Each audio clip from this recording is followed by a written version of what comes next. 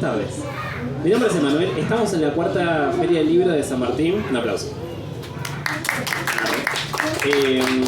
Estamos en el auditorio de Palabras y vamos a presentar a este gran, hermoso elenco en este dispositivo que se llama Narrar Identidades y Experiencias Disidentes, panel de literatura de diversidades y disidencias, LGBTIQNB+. No, eso es para mañana. Me equivoqué. Estoy leyendo mal, perdón. Se llama... Estoy perdido, perdón. No pasa nada. Acá. Marginación, deseo y resistencia. Las obras literarias escritas por y sobre varones gays. Charla con Diego Tedeschi Loiza, Rubén Gauna y Matías D'Angelo. Ahí está. Salió. Estoy dormido, perdón, me levanté muy temprano. Bueno, empezamos. Empieza mi querido compañero Diego Tedeschi Loiza y continúa Rubén Gauna y finaliza Matías D'Angelo. ¿Les parece bien así? A medida que van desarrollando su discurso en base a la temática que está propuesta, vamos a ir sacando como algunas preguntas y haciendo preguntas al final también. ¿Dale? Sí, todo. ¿Cuánto tiempo tenemos? Media hora cada vez. Ah, bueno. Bueno, buenas tardes. Para arrancar, esencialmente agradecer, como siempre, hay que agradecer a la Feria del Libro de San Martín, al intendente Fernando Moreira y a todo su equipo que nos invitó y nos convocó por cuarto año consecutivo, a quienes integramos Nuestras Plumas Escriben, que forma parte de Huella en Comunidad, de Arte Queer y de Patria Igualitaria, que es la asociación civil que nuclea a estos compañeros y otros compañeros más que están en el stand número 9 donde estamos y en el 12 donde está también Rubén Gauna con sus ilustraciones y fanzine. Y esencialmente a Pablo La Rosa, que es el presidente de la organización, que es el que nos convoca, junto con el secretario de Cultura, que es Matías D'Angelo, que me invitó para estar presente en este hermoso panel. Hablar de marginación, deseo y resistencia, para hablar de eso hoy nos tenemos que ir para atrás, por eso arranco yo, porque soy más viejo supongo.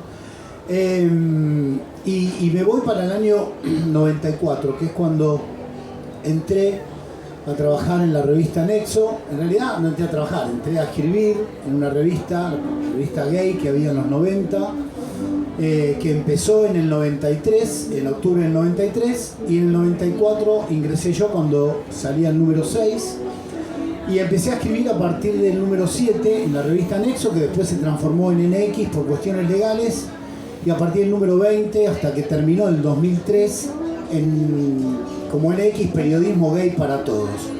Y en realidad cuando escribíamos lo hacíamos de un lugar de la marginalidad absoluta, porque no había leyes que nos contemplaran, estaban los edictos policiales que se llevaban detenidas a las personas por estar vestidas con el sexo contrario al que deberíamos tener según el edicto policial. Estaban las contravenciones en el resto del país que se fueron cayendo a partir de la Constitución de la Ciudad Autónoma de Buenos Aires en el año 96 en Buenos Aires, en la ciudad, y con la ley de matrimonio igualitario definitivamente en el resto del país. No había libros, no había textos prácticamente, y todo lo que había se publicaba en la revista. Publicábamos, esencialmente éramos varones gays que escribíamos desde nuestras vivencias, desde lo político, desde lo social, desde lo académico, y después fuimos invitando a otras orientaciones e identidades que comenzaron a participar, las compañías lesbianas, las compañías trans, y el arte, porque el arte siempre fue parte de nuestra idiosincrasia, de nuestra cultura, de nuestra vida.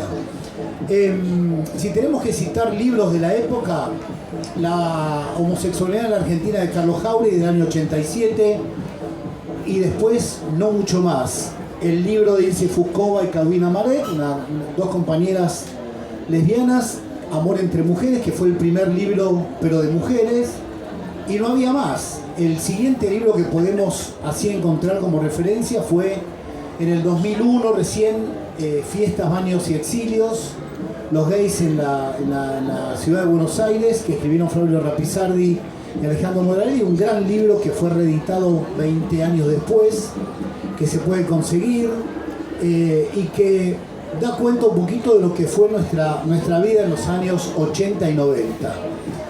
Marginación, deseo y resistencia fue lo que nos atravesó todo el tiempo en esa época, y creo que a partir del 2009, cuando empieza toda la movida de la campaña para tratar de tener una ley de matrimonio igualitario en la Argentina, yo empecé otra vez a escribir.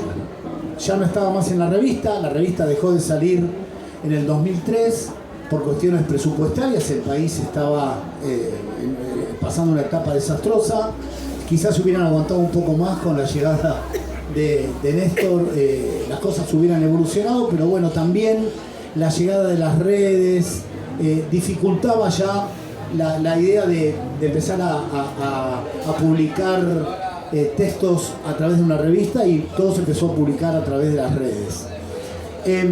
Con Matrimonio Igualitario, el placar de miedos que atravesaba a casi todas las personas LGBT+, empezó a abrir sus puertas, y empezaron también a abrirse las puertas de la gente que quería manifestarse en la escritura, y creo que ahí empezaron a proliferar un montón de escritores.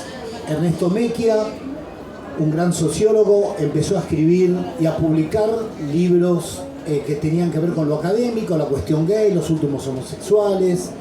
Gustavo Pecorar, un gran activista, empezó a publicar textos políticos y textos de ficción. Y un montón de compañeros comenzaron a animarse, primero en redes y después de manera más de manera impresa, sus propias publicaciones. Comenzaron a aparecer algunas editoriales como De Parado, Conejo, Madre Selva, que lleva adelante la compañera, otra histórica del activismo, María Luisa Peralta, y más hacia acá empezaron a aparecer las escrituras de mis compañeros, ¿no? Mi compañero Matías D'Angelo, que publicó un montón de cosas, Emanuel Araujo, Sebastián López Márquez, hablando de textos gays, me refiero, y Facundo Soto, que nombré hace un ratito, Bruno Bimbi, que publicó el primer libro de Matrimonio Igualitario y que escribió otros libros más, Osvaldo Bazán, que escribió de los primeros textos que hubo de ficción y de historia de la homosexualidad en la Argentina, Adrián Melo, que escribió la historia de la literatura LGBT o gay en realidad en la Argentina, o los cuentos del culo, no me acuerdo si se llamaba así, que tenía que ver con el culo, realmente el culo en la literatura.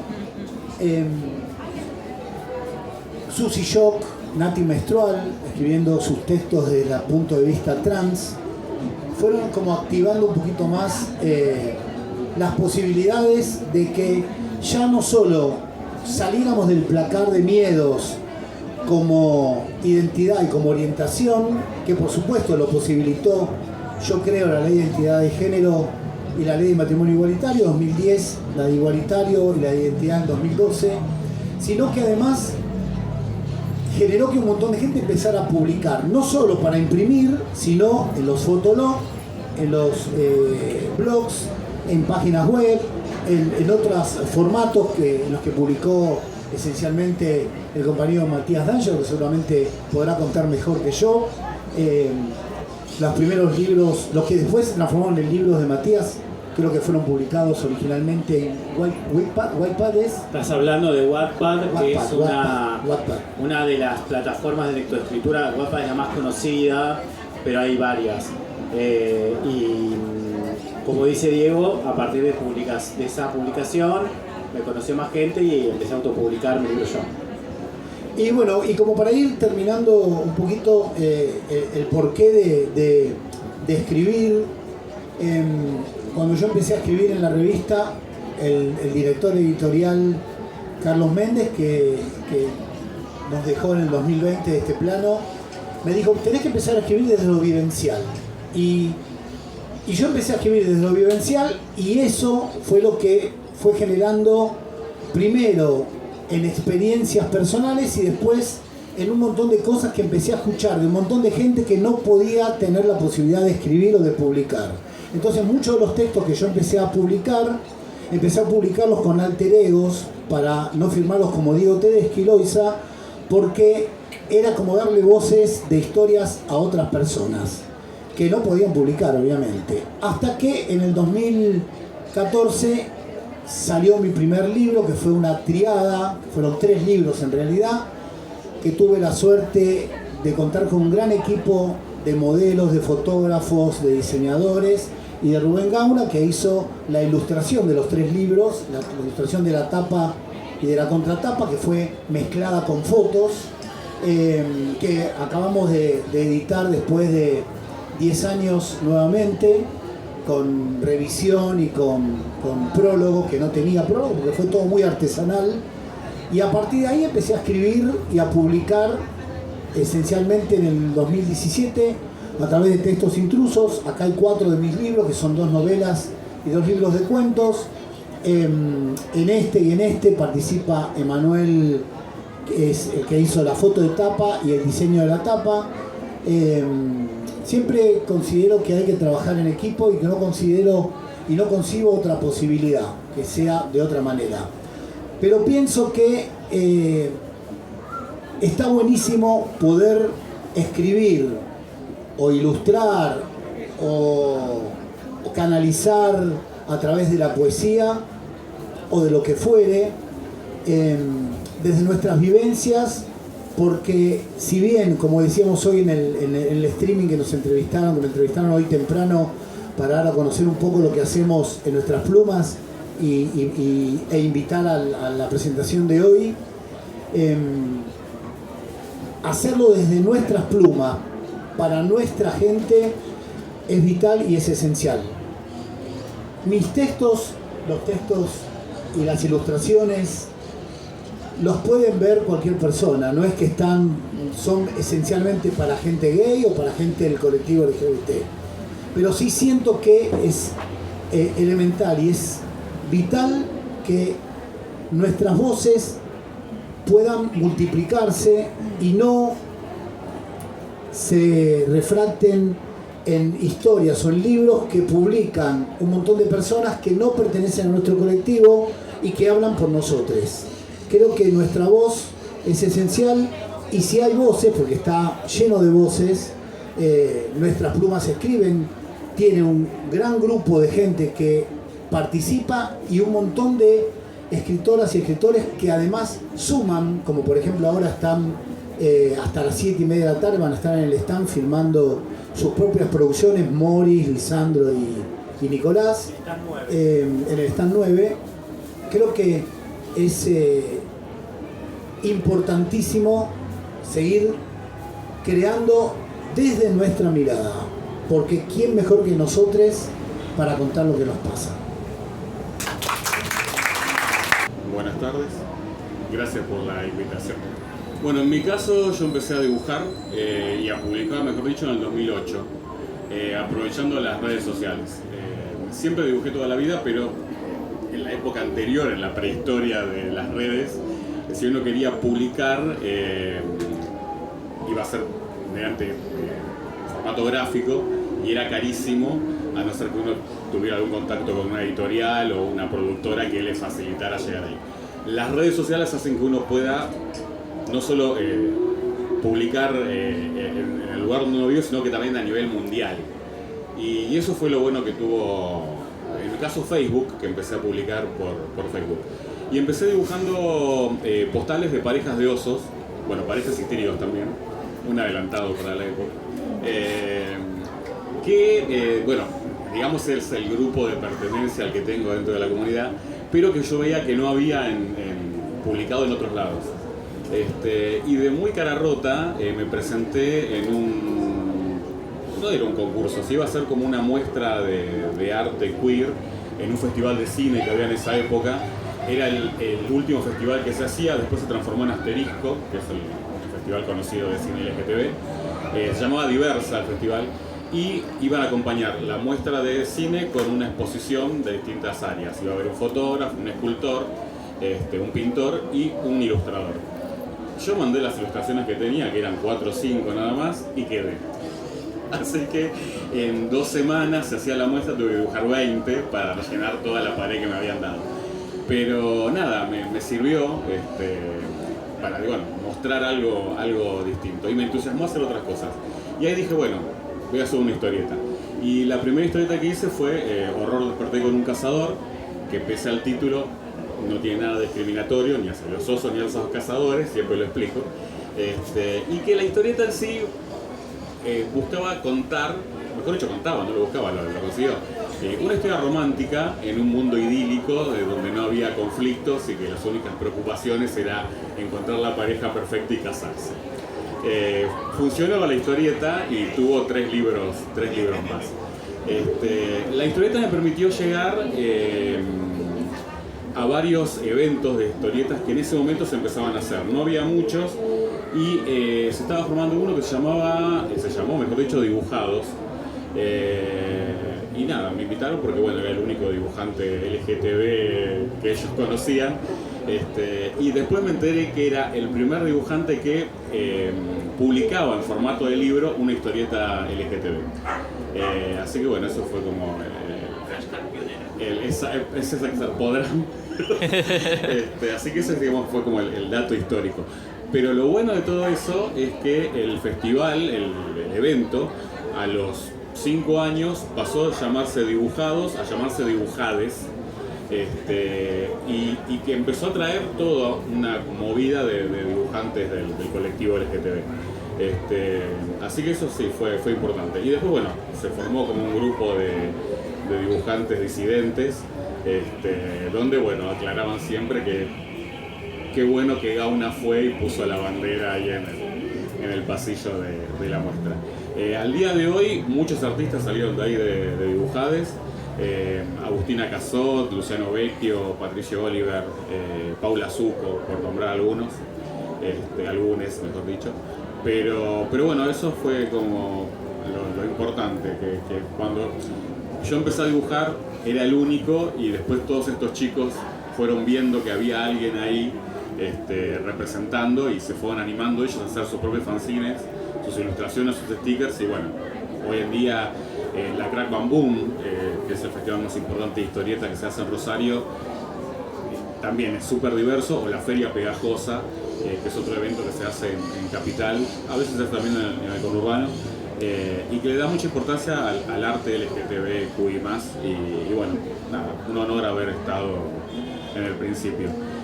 Cuando yo presenté la primera historieta, el único referente de historieta publicado, había una librería que había tenido la idea de publicar una antología de historieta gay y lésbica, lo habían separado en 2 libros. Lo interesante es que le dieron la oportunidad a 10 dibujantes en cada libro y no se presentó ningún dibujante LGTB a hacerlo. Yo en ese momento no dibujaba, si no me hubiera presentado. Y lo tuvieron haciendo, terminaban haciendo los 2 libros, todos dibujantes hetero. El libro creo que se llama Quereme, y tiene ese dato, que es un libro gay y un libro de historieta lésbica y los artistas son todos heterosexuales. Quedó así como dato, pero también es importante qué pasaba con los artistas en ese momento y dónde estaban, que nunca se presentaron a la convocatoria. Así que nada, si yo me hubiera enterado, esto creo que pasó 2 años antes que yo empecé a publicar Horror, también hubiera estado bueno y a lo mejor algún que otro conocido se animaba. Así que bueno, ese es mi humilde granito de arena a la cultura LGTB.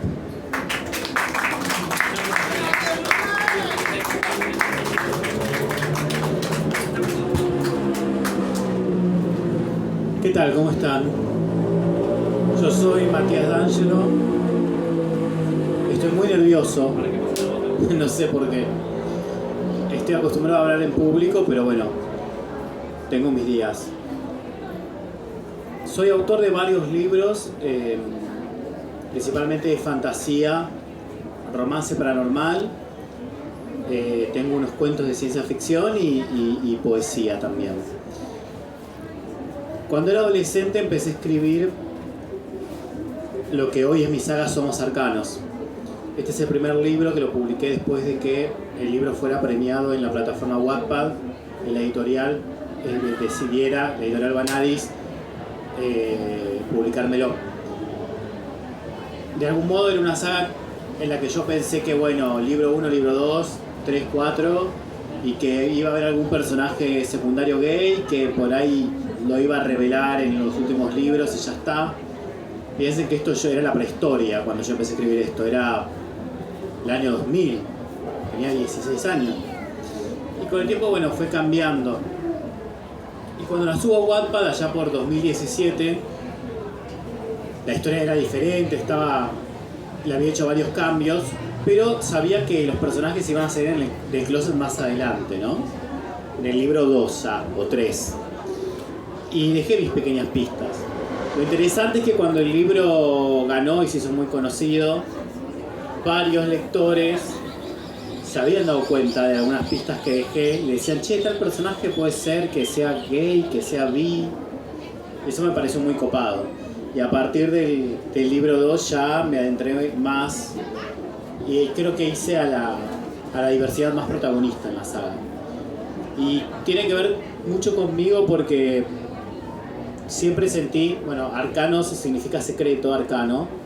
Las cartas del tarot se llaman arcanos porque tienen una imagen que vos ves, que es como la imagen evidente. Por ejemplo, tenés el emperador, vos ves a un emperador ahí sentado en el trono, pero tiene otro significado secreto que está oculto, encerrado en la carta, en un montón de símbolos que están ahí. Entonces por ahí el consultante, la persona que va a tirarse las cartas, ve un emperador, pero vos sabés todo lo que el emperador significa, lo que significa el trono, lo que significan los colores y un montón de cosas más. Y se me ocurrió esta idea del secreto, ¿no? De personas, entre comillas, normales que pudieran guardar un secreto de sus poderes. Y ese secreto era una transformación, y ellos eran dioses, ángeles, demonios. Y creo que ahí estaba como procesando un poco todo lo que fue mi adolescencia, y el ser gay lo padecí un montón. Y ya les voy a contar un poco más de eso. Y después escribí Te rescataré del infierno, que es una novela de romance paranormal con osos gays, un poco como hizo Gauna, desde mi comunidad o desde lo que yo siento que soy o me pasa, de las parejas que tengo y demás, pero le di como mi toque más romántico y fantástico. Acá hay viajes astrales, hay visiones, hay espíritus, y es la historia de dos locutores. Yo soy locutor, soy periodista. No es autobiográfico, juro que no es autobiográfico. Pasa todo lo que nunca me pasó en la vida, o sea, todo lo que bueno que ven que le pasa a la persona acá no me pasó y por eso lo escribí. Pero básicamente las cosas malas sí me pasaron, ¿ok? Menos lo fantástico. Lo malo está, lo bueno es lo que no hubiera querido que me pasara. No conseguí un novio divino, bueno, no importa. Pero, bueno, y fue una cosa como más poderosa que Arcanos en el sentido de que yo ya estaba fuera del closet, ya estaba en la comunidad y sentía que tenía que ver este tipo de historias. Y bueno, después tiene mis poemarios y otras cosas. Ahora les voy a leer un texto que escribí, lo voy a leer porque si lo decía me iba a poner mal, me iba a confundir, y no les garantizo que no me ponga a llorar ahora. Voy a hacer lo que pueda, pero lo hice pensando en, bueno, estamos hablando de marginación, de deseo, de resistencia, y un poco como les venía contando, a mí estas novelas me ayudan a resistir distintas cosas. Esta me ayudó a resistir mi adolescencia, esta me ayudó a resistir cosas de la vida adulta, y en este contexto en particular en el que estamos viviendo, donde están pasando tanta violencia, me parece importante traer esto que les voy a leer ahora. Hay cosas que se me quedan grabadas en la mente, como cuando hace unos meses un ex me dijo que la lucha de los varones gays ya está, es decir, que ya no es necesaria. También se me grabó cuando una amiga, parte de nuestra comunidad de diversidades, me dijo que éramos machistas por poner el panel de literatura de varones gays el sábado y el de literatura diversa y disidente LGBTIQNB+ el domingo. Le contesté que los días y horarios habían sido organizados por la feria, según la disponibilidad de los panelistas. Nos cuestionó como si hubiera alguna mala intención solo por ser varones, aunque gays, varones, y como si el día importara, como si nosotros no sufriéramos o no tuviéramos cosas que decir también. Muchas cosas quedan grabadas en la mente y supongo que por eso tomo un antidepresivo cada día, indicado por mi psiquiatra. Tengo distimia.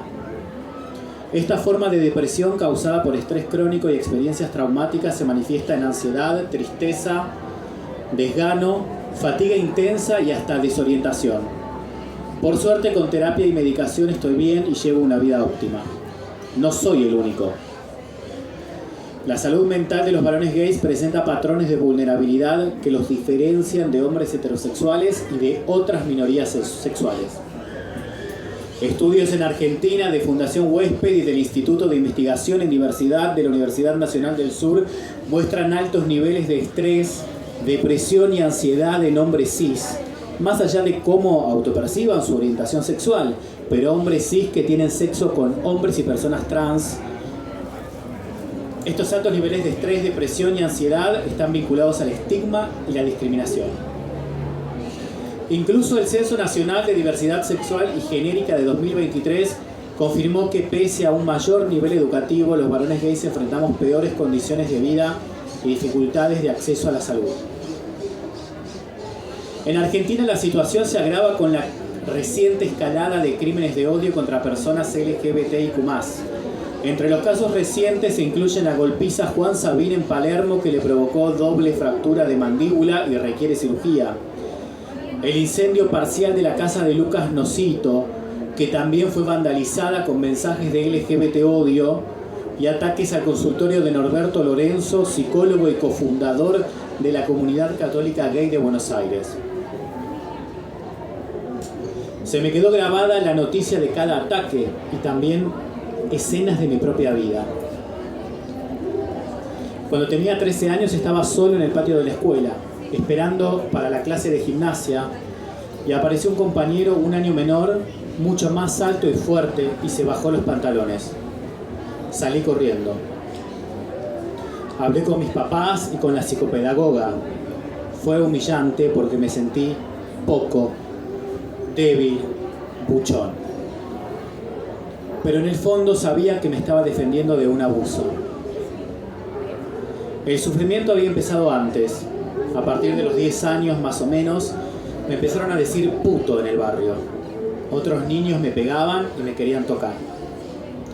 Después la violencia verbal se trasladó a la escuela. Puto, gay, maricón, hablas como minita. Cada lugar nuevo al que entraba me etiquetaban. Inglés particular, básquet, fútbol, incluso karate. Pero ese arte marcial me enseñó a defenderme y a calmar la mente, aunque la agresión nunca desapareció del todo. A veces quería juntarme con las chicas, que parecían más sensibles, pero no era tan así, o no era siempre así. Tanto chicos como chicas esperaban alguna oportunidad para decirme puto o gay. Y yo no sabía que era gay. Me creí heterosexual hasta que a los 16 empecé a soñar. Sin educación sexual integral, sin etiquetas, sin referencias. Sobreviví como pude, incluso con todas las películas que me decían que me iba a quedar solo y a morir de sida por ser homosexual.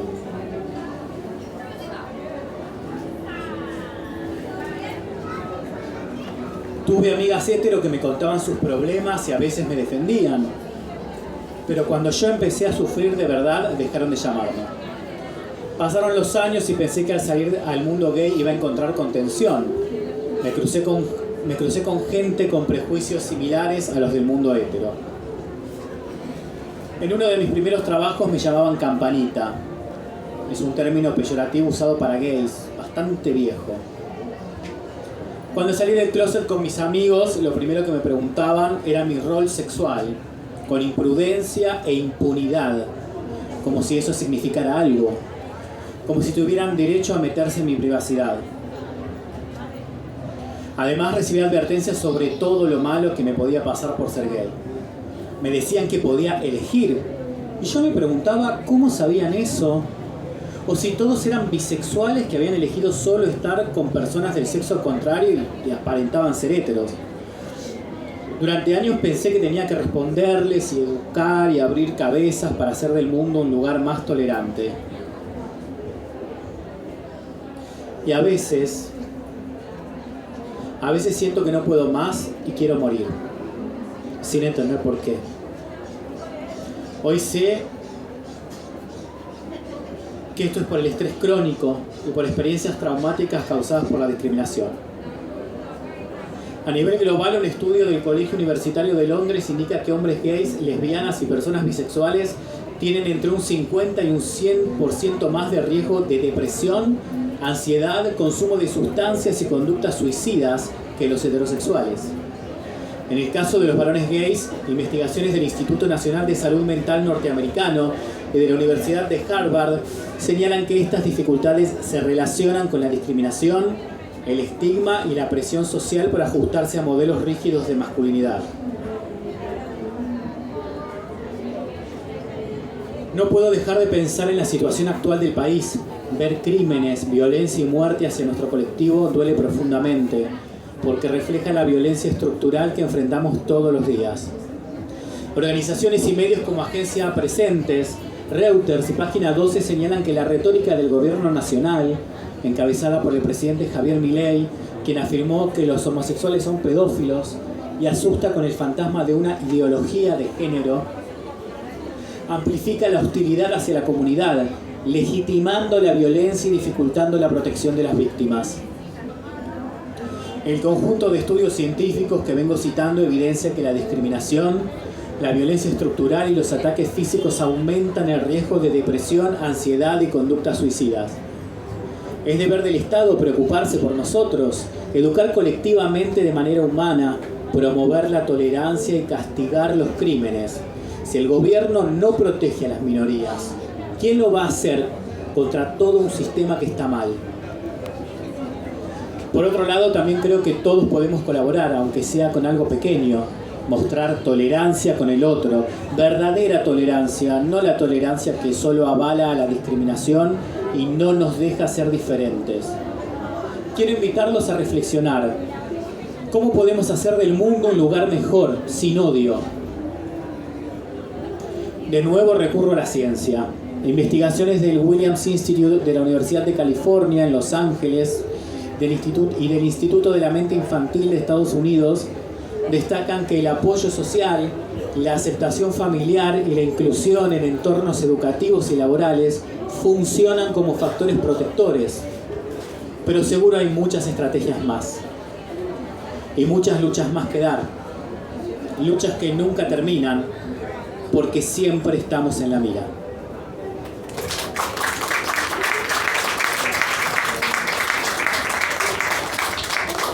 Stronger. Hashtag Stronger. Bueno, vamos a pasar a hacer unas preguntillas. ¿Alguien tiene alguna pregunta? Si no, empiezo yo a hacer preguntas. Hola, Estela. ¿Cómo andas? ¿Querés pasar a sentarte en algún lugar donde puedas sentarte sentadamente? Bueno. Mi primera pregunta para les tres es... estamos hablando un poquito de... ¡Ay! Mi machete. Acá. ¿Cómo era esta charla? No, mentira, sí, yo sé. Esta charla es de marginación, deseo y resistencia. Las obras literarias escritas por y desde las identidades LGBTIQ+. ¿Cuál es la primera obra artística, ya sea literaria, una película, algo que les haya dicho, mirá, no estoy solo acá en este mundo del patriarcado hetero-cisgénero tan cruel y capitalista? ¿Cuál es la primera obra que vieron así en sus vidas y que dijeron, bueno, yo puedo acá también? La primera que yo vi fue una película de Almodóvar, La Ley del Deseo, y fue mi S. No, sí, la vi recomendada, o sea, me la recomendó un amigo.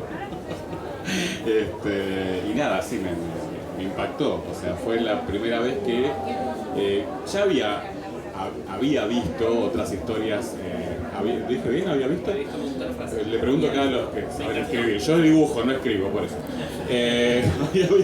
Los personajes que había visto en series o en otras películas siempre eran gays tapados. Por ejemplo, en esa época, yo soy del 68, así que mi adolescencia fue en los 80. Y el primer personaje gay que vi en la tele fue el hijo gay de Carrington en Dinastía. Y era un personaje raro porque a veces era gay, a veces no era, tenía así ese conflicto con el padre, pero como la serie estaba hecha en esa época no había besos, entonces era todo como que pasaba por lo que los personajes decían, no por lo que el personaje hacía. Por lo implícito. Claro, no había nada explícito Por lo tácito. porque no lo voy a ver, claro. En cambio, de ahí paso a ver la película La Ley del Deseo y ya la película arranca con dos tipos en una cama y yo quedé con los ojos como que está pasando bien. Y ahí dije, sí, eso es lo que yo quiero. Y desde vos sos dibujante. Sí. ¿Cuál es tu obra que dijiste, bueno, esta persona de la diversidad hace dibujo? Yo también puedo, en ese sentido. Más apegando a lo que vos haces, digamos. Sí, hay un Gauna en Alemania que se llama Ralph Koenig y él viene dibujando desde finales de los 70. Y sí, o sea, los personajes de él, todas las historietas son exclusivamente gays. Bueno, él es oso, es leather, así que se imaginan lo que dibuja. Y todo lo hace desde el lado del humor. Así que sí, él es mi referente allá. El Gauna Prime. Hemos publicado en la revista una galería de él, en los 90. Sí, era referencia, como Tom of Island. Sí, yo lo primero que recuerdo es, más allá de que primero vi Adiós Roberto, una película argentina, en realidad la primera que me impactó fue Otra Historia de Amor, sobre todo por el final, a diferencia de Adiós Roberto. En Otra Historia de Amor, que después en la televisión fue censurada, la última escena, la pareja, no voy a contar toda la historia, pero la pareja gay, uno se va a trabajar a España, el otro se queda, lo despide en el aeropuerto, y la siguiente escena es que en realidad no sube al avión, sino que vuelve con su pareja. En la televisión lo que muestran es que ellos se despiden, el avión despega y todo lo que viene después fue censurado. Y yo tuve la suerte de verla en el cine, así que esa creo que fue la primera que me impactó. Extranjera creo que fue una película que se llama El Hombre Herido, una película francesa, L'Homme Blessé, que era de un adolescente que iba acompañada a su hermana a la estación, una estación tipo Constitución, Retiro, y mientras esperaban que el tren saliera, porque faltaba, no sé, que había algún problema para que salieran los trenes, él se fue a caminar y a recorrer, él miraba cositas, miraba a los personajes que transitaban y se fue a un baño y tuvo un encuentro con un hombre así muy tetera en el baño, y me impactó enormemente, tanto de que yo, adolescente, empecé a ir, no tan adolescente, pero bueno, la adolescencia de hoy era más tardía en los años 80, y yo me iba a Retiro, a recorrer Retiro, a ver si me podía encontrar con ese personaje, ¿no? Por supuesto nunca lo encontré. Después supe que muchos amigos míos sí encontraron esos personajes en las teteras, pero bueno. Lo que más me impactó en realidad fue la música. A través de Marilina Ross, Celeste Carballo y Sandra Mianovich, yo encontré que ahí había un mensaje clarísimo para mí. No se hablaba ni que ninguna de las tres fuera lesbiana, ninguna de las tres había hecho su visibilidad, aunque se sabía o se suponía. Y estaba Puerto Poyensa, que había escrito Marilina Ross, que había grabado Sandra Mianovich. Sandra y Celeste se habían juntado a grabar un disco, pero no se hablaba del tema. Y un día Celeste Carballo, en el programa que tenía Badía los sábados a la noche, dijo que ellas eran lesbianas, y a partir de ahí como que yo dije, evidentemente era lo que yo pensaba, ¿no?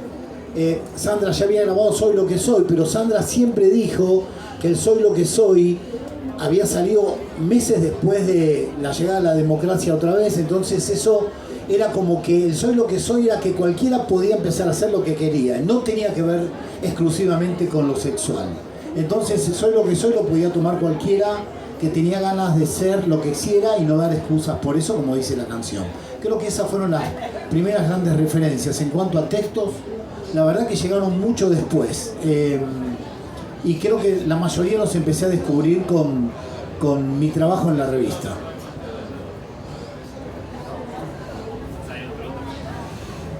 ¿Cómo era la pregunta? Tengo una idea, pero... Sí, ya sé. ¿Cuáles son las obras artísticas que te movieron para decir, podemos hacer esto? Ya sea, bueno, yo te dije de sus inicios, pero también de características de algo de sus inicios, una obra literaria que vos crees también. Bueno, el primer contenido que vi así que yo dije, wow. Yo me acuerdo que en esa época yo tenía 15 años o 16. No, 17 tenía ya. A los 17, pues ya la tenía clara de lo que me pasaba. A los 17 me enteré que en una serie que se llama Buffy la Cazavampiros, una serie de fantasía increíble, había dos chicas que eran lesbianas, que eran Willow y Tara. Willow es un personaje que es la mejor amiga de Buffy desde la primera temporada y es súper nerd y le gustan las computadoras y bueno, se va convirtiendo en bruja después. Y tiene su novio que se llama Oz, sale con él un tiempo, después se pelea. Y en la universidad conoce a Tara, que es una chica que es bruja y empiezan a hacer magia. Y bueno, Willow te muestran como que son muy amigas hasta que en un capítulo vuelve Oz, que es el novio que tenía. Y bueno, ella está ahí como que no le puede explicar a Oz por qué se siente así. Obviamente Tara, que es la otra chica, se pone mal. Hay como todo un ida y vuelta que no se entiende si no sabes esto. Y al final lo que se revela es que ella está saliendo con Tara y que se lo cuenta a Oz. Y bueno, y va saliendo del closet. Sale el closet con Buffy, que es la protagonista, y Buffy reacciona de una manera increíble para esa época. Estamos hablando del año 2000. Y estos contenidos no estaban en la tele. No era normal poner eso. No era lo común. Y claro, yo eso lo vi en repetición. Yo en realidad no les estoy contando la historia, pero yo me la contaba a mis amigos porque yo no podía agarrar y ponerlo en la tele y verlo completo como ahora se puede en Netflix.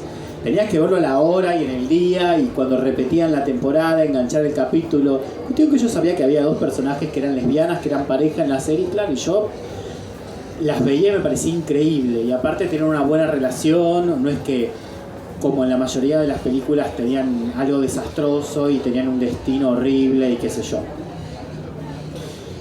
Y eso fue lo primero que me abrió la cabeza y que dije, che, pará, ¿se puede escribir fantasía? Yo siempre quería escribir fantasía, ciencia ficción. ¿Se puede escribir fantasía con personajes gays? LGBT, wow.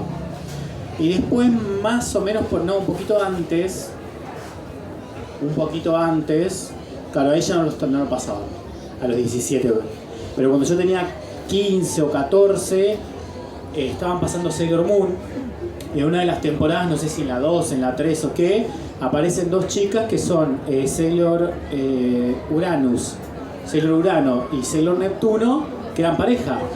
Y acá no sé por qué milagro cósmico llegó con un doblaje que no lo había censurado. En Estados Unidos lo que hicieron es decir que eran primas y qué sé yo, ay, cómo quiero a mi prima y qué sé yo, y se abrazaban así y qué sé yo, y se salvaban y se requerían.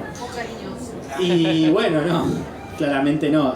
Y yo me enteré después de esto, la doblajista de la que hace la voz de Sailor Moon, que se llama Patti Acevedo, le tocó dirigir esa temporada y ella dijo, yo no lo voy a cambiar y voy a respetar la historia original. O sea que gracias a Patti Acevedo, que se plantó en no sé qué año, en 1999 por ahí, teníamos esta temporada de Sailor Moon con estas dos chicas que tenían su relación y que tenían una relación re linda.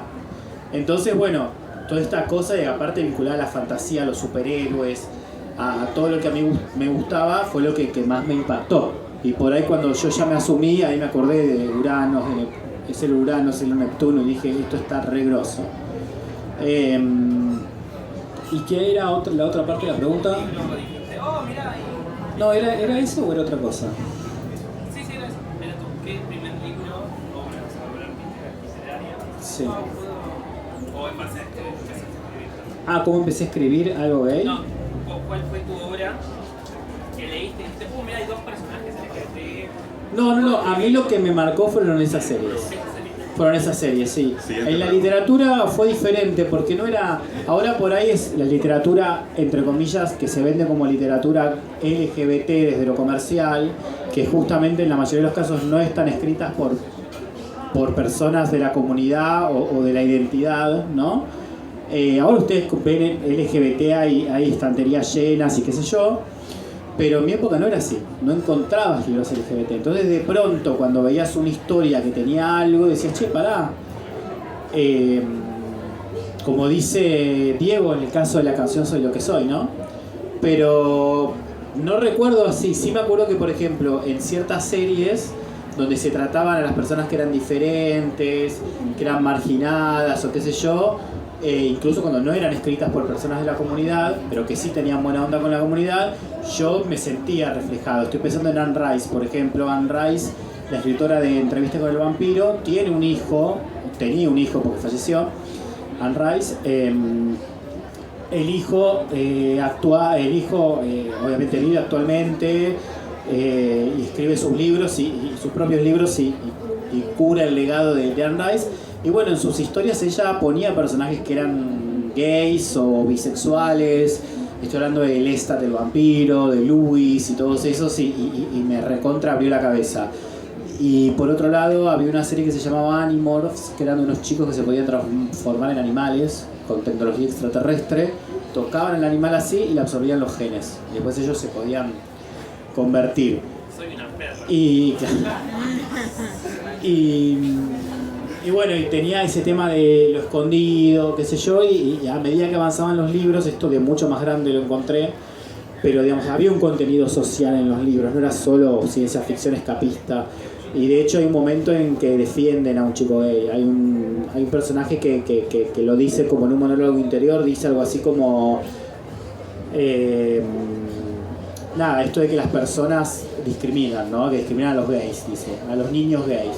¿No? Estaba hablando algo así como en los Boy Scouts de Estados Unidos, toda esa discriminación que había hacia las infancias, uno de los personajes se acuerda de eso.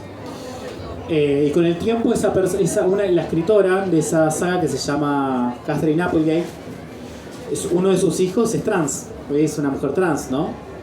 Entonces, nada, pensando en Anne Rice, que tuvo un hijo gay, y esta mujer, Catherine Applegate, que tiene una hija trans, menos mal que esos chicos, que al chico gay y la chica del trans les tocaron padres copados, ¿no? Bueno, faltan 10 minutitos para que termine este bello evento canónico, precioso que está sucediendo en este tiempo, en esta línea temporal. ¿Alguien tiene alguna preguntita para hacer? No, vos no. Vos, decime. Fuerte. Bueno, mi nombre es Gregorio, soy venezolano. Me gustó la portada del libro que dice El rescate del infierno porque Te rescataré del infierno. se parece a, digamos, a la temática de una película de Venezuela, porque casualmente se llama Azul y no tan rosa. Entonces, en la película tiene la trama o el estigma venezolano de que si eres doctor, que si eres profesor de inglés, que si eres enfermero y automáticamente eres gay. Y yo casualmente soy profesor de inglés. Y trolo. Decir que iba a estudiar para profesor de inglés de esas carreras y ya como que me colocaron allí. Sí. Y en la película que vi cuando conozco el título de Rescate del Infierno, me gustó mucho porque cualquier cosa siempre se pone ese temático.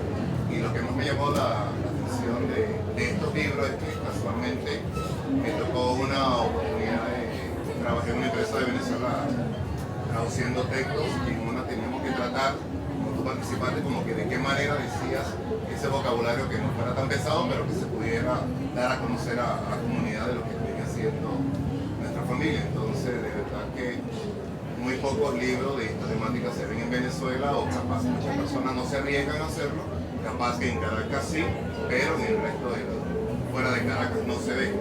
Y digamos que por ahí de una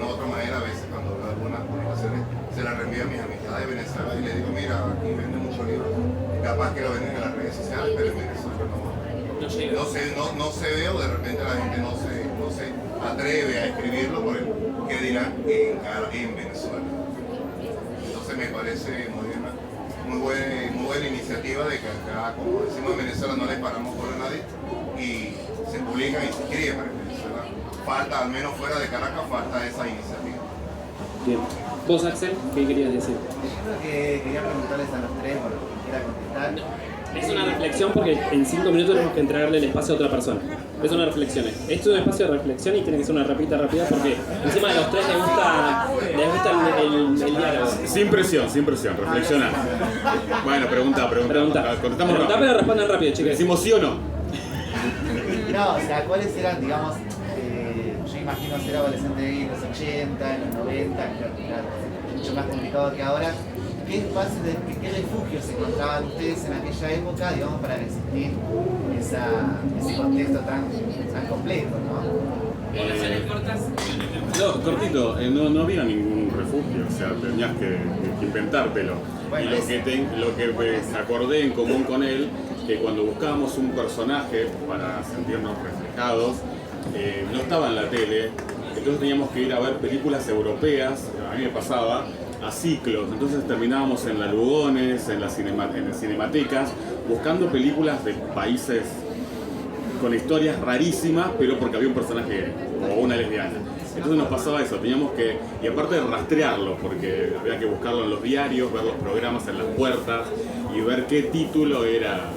Y así llegamos a Querel, que fue como así. Eso. No hay mucho más para decir. Lo mismo que dijo Rubén. Era eso. Buscar, tratar de encontrar, sentirte representado en lo imposible. A mí me pasaba que yo miraba las películas, me fascinaban una película, empezaba con la historia y en un momento, voy a decir algo que va a sonar horrible, pero aparecía la mujer. Y la mujer se llevaba al personaje a toda la parte del amor. Entonces yo decía, este tipo que era como mi ídolo y que wow, y va a conquistar y qué sé yo, ya el tipo se iba para el amor, pero se iba para el amor con una mujer. Entonces nunca me sentía representado. Me representaba el tipo, pero el tipo era heterosexual. Entonces no había historias, no había nada que se le pareciera. Un poco lo que decía Rubén, sí, teníamos que ir a ciclos de cine. Yo, El hombre herido que nombré antes, la vi en el cine, creo que es el Loren, que está ahí en Uruguay y Corrientes, que da películas europeas. Estaba el Lorca. No veías eso, sino más bueno, cuando apareció Querel fue también todo un impacto. Para nosotros fue un impacto. Para la gente también, obviamente, pero para nosotros sí, encontrar el marinero era una cosa fantástica. Para mí es, repito lo que dije antes, era la fantasía, la ciencia ficción, esa posibilidad de ser algo, otra cosa, en otro universo y demás, y estas cosas que veía en el anime y en esa serie como Buffy. Un aplauso, qué genial. Voy a rescatar una frase que dijo Carlos Jauregui en su momento: el orgullo como respuesta política y la reivindicación de nuestras identidades, contando lo que por ahí quisiéramos haber vivido o lo que queremos seguir viviendo hoy en día, en este contexto que es muy complicado, donde hay un gobierno que nos hace una persecución política identitaria. Creo que es súper importante crear estos nichos y estos espacios de encuentro para conversar con gente amiga. No hace falta que seamos la diversidad, o sea, hace falta que seamos un poquito más empáticos y nos querramos un poquito más. Nada, eso. Así que muchas gracias a querida mi mamá. Esta es mi mamá, esta es la. Así que muchas gracias y si quieren ¿qué? La bandera. Y somos de Patria Igualitaria, somos una ONG de diversidades y disidencias de acá de San Martín, nativa de acá. Hacemos un montón de cositas por todas partes y nada, eso. Y estamos acá, estamos en el puesto número 9 y 12 acá en la cuarta feria de San Martín, así que nada, las y los les esperamos. Muchas gracias.